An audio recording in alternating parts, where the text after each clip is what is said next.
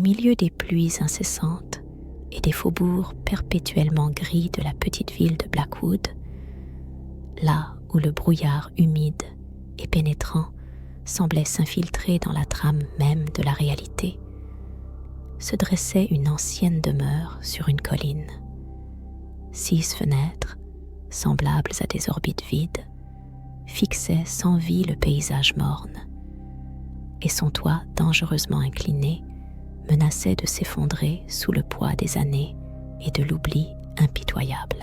C'est précisément ici, en quête d'un silence salvateur et d'un isolement total après une série de tragédies personnelles dévastatrices, que Marcus s'installa. Il était un artiste dont les doigts autrefois agiles dansaient avec aisance sur le pinceau, donnant vie sur la toile à des mondes entiers, emplis d'une lumière aveuglante et d'un espoir sincère. Mais à présent, son propre monde était plongé dans la même pénombre grise que le ciel de Blackwood, et son inspiration, telle une source asséchée, s'était entièrement tarie, ne laissant qu'un vide douloureux et une douleur sourde et lancinante. Les premiers jours, passés dans cette maison ancienne, figée comme dans le temps, s'écoulèrent dans un silence oppressant et pesant, que seul le bruissement obsédant de la pluie infinie et le grincement plaintif des planchers antiques et desséchés venaient troubler par intermittence. Marcus errait sans but à travers les pièces, cherchant désespérément la moindre lueur de vie dans ce royaume de dévastation et de solitude absolue. Il y trouvait de vieilles photographies jaunies, des livres couverts d'une épaisse couche de poussière, des objets oubliés par quelqu'un, les plus infimes fragments de vies étrangères, disparus depuis longtemps, qui semblaient lui conter leurs histoires silencieuses et inconnues. Un jour, en fouillant le contenu d'un grenier poussiéreux, il tomba par hasard sur un ancien téléphone, densément recouvert d'une couche de poussière séculaire.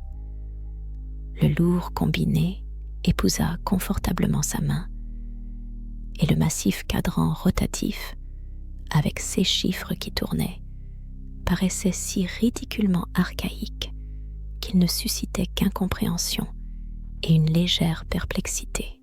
Il décida de le mettre en vente, comme un objet de plus dans son bric-à-brac d'antiquité. Mais les étrangetés ne se révélèrent pas immédiatement. Elles s'insinuèrent sournoisement, telles des ombres fantomatiques qui s'épaississent dans les coins sombres d'une pièce, drapant le tout dans leur silence sinistre. Tout commença par des appels téléphoniques.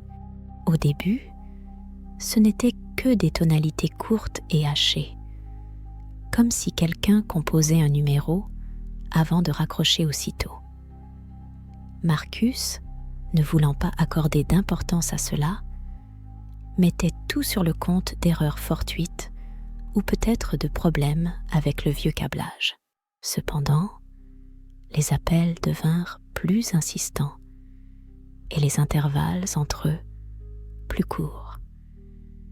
Il lui arrivait de décrocher, et alors, il n'entendait en réponse qu'un silence oppressant, troublé par un murmure à peine perceptible. Ce murmure s'évaporait dans l'air avant qu'il ne parvienne à en déchiffrer le moindre mot.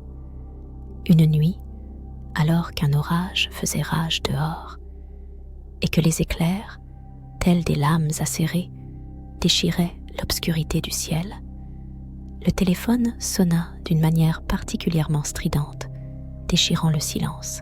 Marcus, quasi habitué à ces intrusions nocturnes, décrocha machinalement le combiné, se préparant à ceux qu'il allait entendre. Cette fois, cependant, le silence familier ne l'enveloppa pas. À sa place, une voix retentit, celle de sa mère.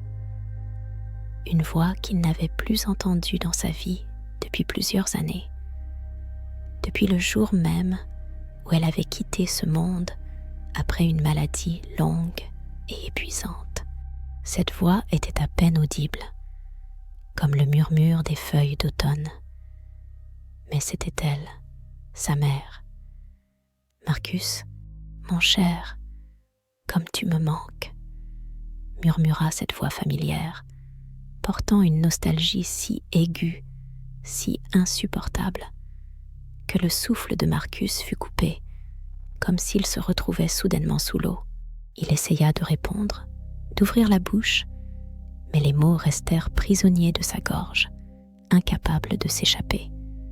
Ce fut seulement lorsque la communication s'interrompit par un clic sec et impitoyable qu'il réalisa que le combiné avait été à nouveau jeté, le laissant seul avec l'écho de l'inexprimable. Le cœur de Marcus battait à tout rompre, un écho sourd résonnant dans sa poitrine. Il s'efforçait désespérément de se persuader qu'il s'agissait d'une farce monstrueuse et sinistre. Mais quelle main aurait pu ainsi toucher, avec tant d'adresse et de cruauté, les cordes les plus secrètes et les plus profondes de son âme, jouant sur ses points les plus vulnérables? Marcus revoyait dans sa mémoire tous ceux qui auraient pu connaître son chagrin intime, sa faiblesse jadis oubliée. Mais quiconque il évoquait, la réponse était toujours la même: personne. Tous ses proches étaient loin, très loin, et les quelques connaissances qui vivaient dans le Blackwood tranquille et endormi lui semblaient bien trop ordinaires, bien trop simples pour une telle torture raffinée. Les appels se firent de plus en plus fréquents, brisant le silence habituel. Désormais, ce n'étaient pas seulement les voix de ses proches, de ceux qu'il aimait et qui lui manquaient. Parfois, il entendait des voix d'anciens amis, revus depuis longtemps, même des voix de parfaits inconnus qu'il n'avait jamais connus de sa vie. Chaque voix, tel un écho venu d'un autre monde, était remplie d'une indicible mélancolie, d'une supplique silencieuse mais pressante d'aide, d'un murmure à peine audible, empreint de regrets amers. Certains résonnaient confus, comme perdus dans le brouillard. D'autres émettaient un son de peur, tremblant d'une terreur inconnue. Et d'autres encore semblaient simplement être des âmes égarées, solitaires, errant dans le vide. Marcus tentait frénétiquement d'enregistrer leur voix, mais à chaque fois qu'il écoutait les fichiers audio obtenus, il ne trouvait que le silence désolant ou un bruit étrange, distordu, totalement inintelligible. La tension palpable dans l'air s'épaississait, devenant presque palpable. Marcus commençait à perdre rapidement son précieux sommeil, son corps refusant de se reposer. Désormais, il sursautait au moindre bruissement, au plus petit son qui, inexplicablement, lui rappelait un appel insistant. La maison qu'il avait si soigneusement choisie dans l'espoir de trouver le calme et la solitude se transformait perfidement en sa propre chambre de torture, méticuleusement conçue, où la peur et l'inconnu devenaient ses seuls compagnons. Il essayait désespérément de débrancher le téléphone, mais découvrait avec horreur que cela était tout simplement impossible. Le fil semblait non seulement branché, mais comme solidement intégré à la structure même du mur, et aucun effort, même le plus désespéré, ne pouvait le déconnecter. Il avait même tenté de briser cet appareil maudit, mais il paraissait d'une solidité inébranlable, indestructible, comme taillé dans une pierre unique et dure. Un jour, répondant à un énième appel perçant, Marcus se figea, entendant la voix familière, mais douloureusement proche, de sa défunte grand-mère. Elle était une femme de règle et de tempérament strict, Mais malgré cela, elle l'avait toujours aimé sans limite.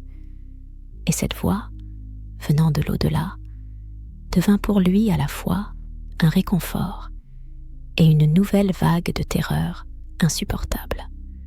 Sa voix au bout du fil tremblait, empreinte d'une douleur lancinante et d'une peur dévorante. « Marcus, mon fils, ils sont là. Ils sont venus pour moi.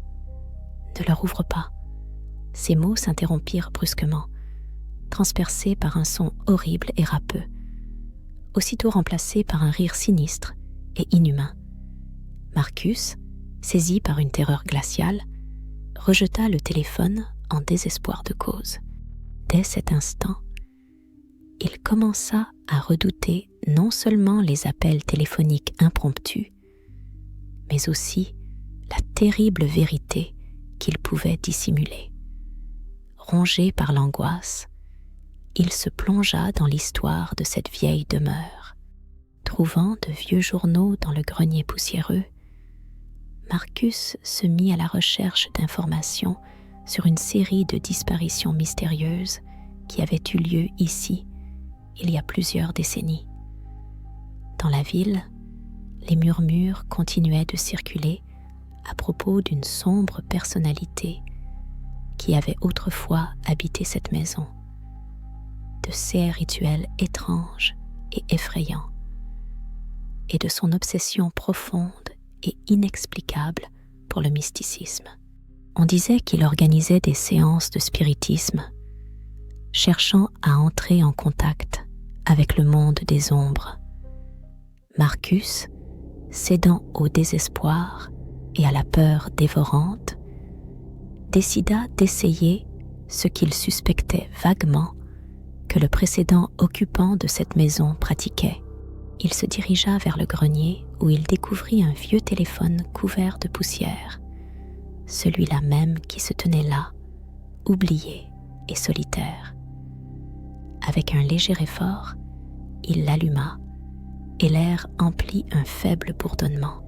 Ensuite, Marcus s'installa en face, serrant fermement dans sa main le froid microphone et se mit à attendre, plongé dans une attente lente et visqueuse. Il semblait que le temps s'était arrêté, comme une résine épaisse et figée. Et soudain, ce fut cet appareil ancien que Marcus souhaitait vendre au plus vite, qui émit un appel perçant. Des doigts tremblants, il porta le combiné à son oreille. Cette fois, le silence ne fut qu'une brève et troublante prélude. Et puis, il entendit sa propre voix, mais déformée, d'un froid surnaturel, comme si elle ne venait pas de lui-même. « Marcus, tu n'aurais pas dû faire ça, » murmura la voix, comme si elle résonnait depuis les profondeurs de la vieille demeure. « Tu as rompu l'équilibre.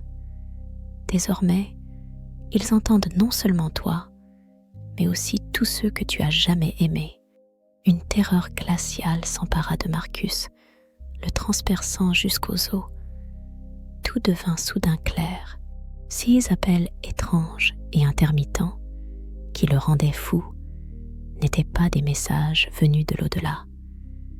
C'étaient de simples réverbérations, de pauvres échos d'âmes, à jamais prisonnières entre les mondes, capturées dans cette demeure délabrée, imprégnée de mystère.